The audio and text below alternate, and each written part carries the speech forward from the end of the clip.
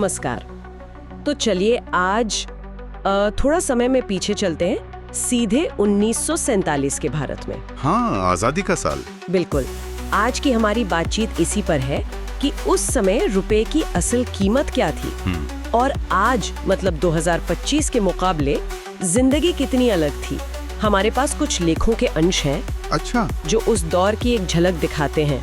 तो ये पड़चाल दिलचस्प होने वाली है। हाँ, मकसद साफ है, ये समझना कि भाई इन 78 सालों में क्या बदला है। कीमतें, कमाई। हाँ, चीजों की कीमतें, लोगों की कमाई और शायद जीने का अंदाज भी। जरा सोचिए, कोई मानेगा कि 1947 में 1 किलो देसी घी बस 2.5 रुपए में? 2.5 रुपए? आज तो 600-800 रुपए हैं कम से कम। वही तो। और दूध, वो तो सिर्फ 12 पैसे प्रति लीटर था। 12 पैसे? ये आंकड़े तो मतलब चौंकाते हैं, है ना? ये सिर्फ महंगाई का हिसाब नहीं है, ये तो पूरी अर्थव्यवस्था, समाज, उसके पैमाने में जो बदलाव आया है उसकी कहानी है। सही कहा। 12 पैसे का दूध आज तो कल्पना करना भी मुश्किल। बिल्कुल। चलिए इसी कहानी को थोड़ा और खोलते हैं। रोजमर्रा की जरूरतें, जैसे घी, दूध की बात हुई। हाँ। हफ्ते भर का राशन, अंदाजा है कि तब शायद 1 रुपए में आ जाता था। 1 रुपया? हाँ। हाँ। और आज 2,500, 3,000 तो कहीं नहीं गए, शायद ज्यादा ही लगते होंगे। हाँ, पर यहाँ ये सोचना भी जरूरी है कि उस 1 रुपए की जो खरीदने की ताकत थी वो आज के शायद हजारों रुपयों से भी ज्यादा रही हो। ये बात भी है। और हफ्ते भर के राशन का मतलब भी शायद अलग होता होगा तब। क्या मिलता था, कितनी वैरायटी थी। सही कहा। अच्छा, अब जरा बड़ी चीजों पर आते हैं। सोना और पेट्रोल। ये तो बड़े इंडिकेटर है। 1947 में 10 ग्राम सोना करीब 8 रुपए का। 8 रुपए? और आज 60,000, 65,000 या उससे भी ज्यादा। हजारों गुना का उछाल। ये सिर्फ महंगाई नहीं है, तो फिर क्या है ये? ये भारत की इकोनॉमी का खुलना, ग्लोबल मार्केट से जुड़ना, रुपए की कीमत में जो गिरावट आई है, ये सब दिखाता है। तब सोना शायद बस गहनों के लिए या सुरक्षा के लिए था, आज तो बड़ा इन्वेस्टमेंट है। सही। और पेट्रोल, वो भी तो है। तब सिर्फ 27 पैसे लीटर। 27 पैसे? और आज लगभग 100 रुपए। हाँ, और इसका असर तो हर चीज पर पड़ता है, ट्रांसपोर्ट से लेके सामान की कीमतों तक, सब पर। बिल्कुल। पेट्रोल की कीमत तो जैसे अर्थव्यवस्था की नस होती है।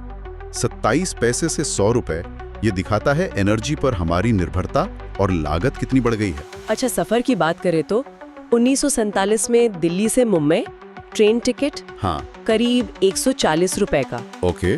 और आज एसी क्लास में यही सफर 2,500-3 हजार रुपए से कम नहीं। काफी फर्क है। और उस जमाने की आम सवारी साइकिल, हाँ, हर घर में होती थी लगभग। हरक्यूलिस या रेले जैसी साइकिलें 90-100 रुपए में आ जाती थी। 90-100 रुपए भी उस समय के हिसाब से शायद बड़ी रकम रही होगी। बिल्कुल।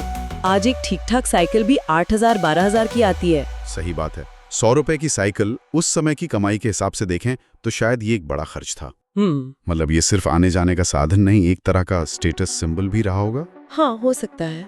आज शायद एक आम साइकिल के लिए वो बात नहीं है, पर तब ये एक जरूरी संपत्ति थी। सही है। अच्छा, अब आते हैं आमदनी पर और थोड़ा मनोरंजन पर। हाँ, ये जानना भी जरूरी है। 1947 में सोचिए, एक सामान्य सरकारी कर्मचारी का वेतन महीने का कितना? करीब 50 से 80 रुपए। 50 से 80 रुपए महीना? हाँ। और आज शुरुआती वेतन भी कम से कम 20,000, 25,000 या ज्यादा ही होता है। तो 50-80 रुपए में गुजारा कैसे होता था? वही तो सवाल है। यहीं पर वो स्केल का मतलब पैमाने का फर्क समझ आता है। उस समय जीवन जीने का खर्च बहुत कम था, जरूरतें लिमिटेड थी, अर्थव्यवस्था का साइज ही बहुत छोटा था। अच्छा। वो जो 50-80 रुपए थे, उनकी खरीदने की ताकत आज के हजारों के बराबर रही होगी, पर हाँ, लाइफस्टाइल और सुविधाओं में तो जमीन आसमान का अंतर था ही। बिल्कुल। और मनोरंजन, छोटे शहरों में सिनेमा का टिकट हाँ, सिर्फ एक आना, यानी करीब 6 पैसे। 6 पैसे में पिक्चर? अरे वाह। और आज मल्टीप्लेक्स में 150 से 500 रुपए तक लग जाते हैं। सही बात है।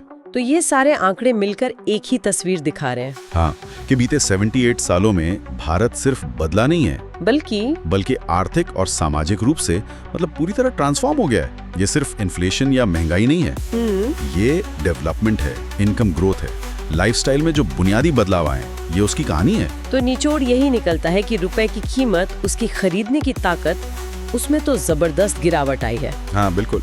जो चीजें तब पैसों में या चंद रुपयों में मिलती थीं, आज उनके लिए सैकड़ों हजारों रुपए चाहिए। सही है। पर साथ ही आमदनी भी कई गुना बढ़ी है और जीने के साधन भी बहुत बदल गए हैं। बिल्कुल। और यहीं से एक दिलचस्प सवाल भी उठता है सोचने के लिए क्या? कि ये जो कीमतों और आमदनी के स्केल में इतना बड़ा बदलाव आया है, इसने क्या सिर्फ हमारी जेब और बजट पर असर डाला है, या इसने पिछले 7-8 दशकों में हम भारतीयों की सोच, हमारे सपने और एक अच्छी जिंदगी की जो हमारी परिभाषा है उसे भी बदल दिया है?